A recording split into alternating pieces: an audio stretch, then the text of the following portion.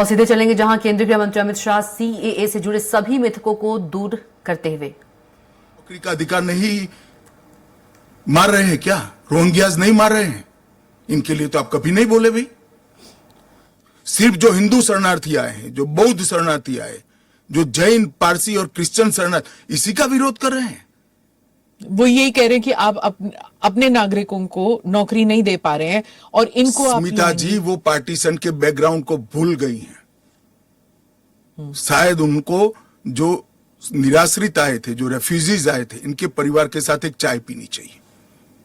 अरबों खरबों रुपए की संपत्ति छोड़कर रेफ्यूजी बनकर यहां आए थे, दिल्ली के बाजार में सब्जियों की दुकान लगाई थी। मोदी जी ने विभाजन की विभीषिका का दिन मनाकर उसको हिस्ट्री का हिस्सा बनाया है। इन लोगों के मन में संवेदना नहीं है, वो समझते नहीं है वहां धर्म के आधार पर इनके परिवार की महिलाओं का गौरव छीना जाए, अपमानित किया जाए, क्या करेंगे वो? इनकी वेदना हम भी नहीं सुनेंगे। 50 में आ गए, 60 में आ गए, 70 में आ गए, 80 में आ गए, आज भी नागरिकता नहीं है। बच्चों को अस्पताल में दाखला नहीं मिलता है, ढंग की नौकरी नहीं मिलती है, छुट भैया नौकरी करते हैं, अपने नाम से प्रॉपर्टी नहीं ले सकते, मतदान नहीं कर सकते हैं। क्यों? क्या गुनाह है उनका? विभाजन का फैसला उन्होंने नहीं किया था, कांग्रेस पार्टी ने किया था। और उस वक्त सब ने कहा था कि जो आएंगे उसको हम नागरिकता देंगे। अब अपने वादे से मुकर जाना, मैं मानता हूं कि हमें तो कम से कम मंजूर नहीं है। इनकी संवेदनाओं को भारतीय जनता पार्टी भी महसूस करती है, इस देश के प्रधानमंत्री भी महसूस करते हैं, और हम मानते हैं कि इनकी ये 75 साल की वेदनाओं का अंत कभी न कभी आना चाहिए, और ये चुनाव के पहले आ जाए वो ठीक है। ममता बनर्जी पे आती हूँ।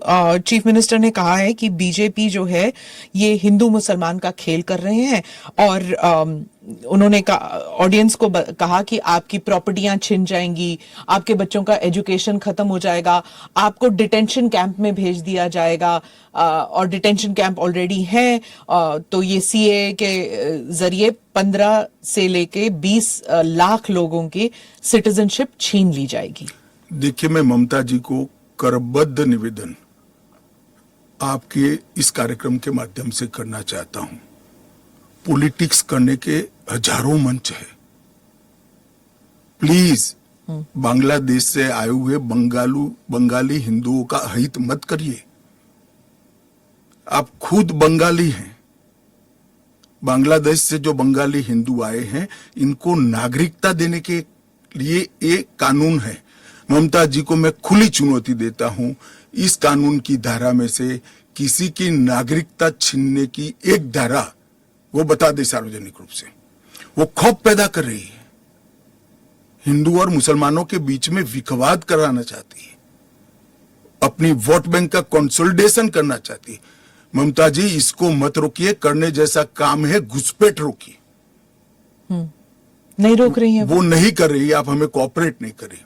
आसाम में कंप्लीट घुसपैठ रोक गया, क्योंकि वहां भारतीय जनता पार्टी का शासन है। किस तादाद तक घुसपैठ हुआ है और कब से हो रहा है? देखिए, इसके अधिकृत आंकड़े जब तक कोऑपरेट न करे, ढूंढना बहुत दिक्कत होती है, क्योंकि कलेक्टर के हाथ में पूरा मसले। और डिटेंशन कैंप की बात, अगर वो दिन दूर नहीं है जी, वो दिन दूर नहीं है कि वहां पर भी भारतीय जनता पार्टी की सरकार आएगी और हम इसको कड़ाई से रोकेंगे। इसीलिए तो आपको चाणक्य कहते हैं पॉलिटिक्स। नहीं, मैं मानता हूं कि अगर इसी प्रकार की पॉलिटिक्स आप करेंगे, इतने महत्वपूर्ण राष्ट्रीय सुरक्षा के मुद्दे के साथ अपीसमेंट की पॉलिटिक्स कर घुसपैठ होने देंगे, जो शरणार्थी आए हैं उनको नागरिकता देने का विरोध करेंगे, तो जनता आपके साथ नहीं रहेगी। ममता जी को शरणार्थी और घुसपैठिए दो शब्द के बीच का अंतर ही मालूम नहीं है या जान के नहीं कर रही?